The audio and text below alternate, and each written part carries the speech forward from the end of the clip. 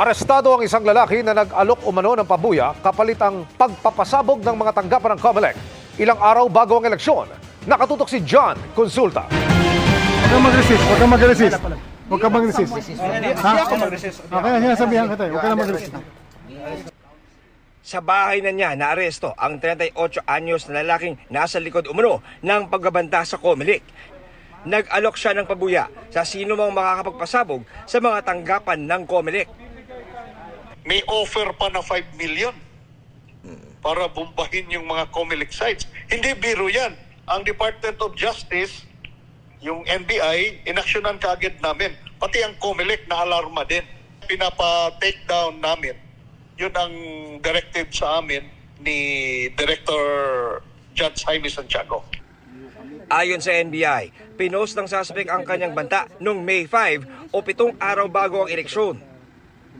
Hanggang sa mismong araw ng bilangan ng boto, wala pang pahayag ang suspect na na-inquest na sa Cebu Prosecutor's Office.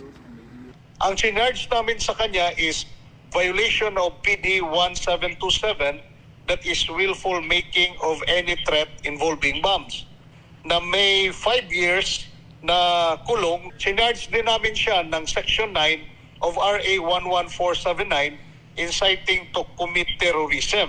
You must be responsible pag nag-post ka.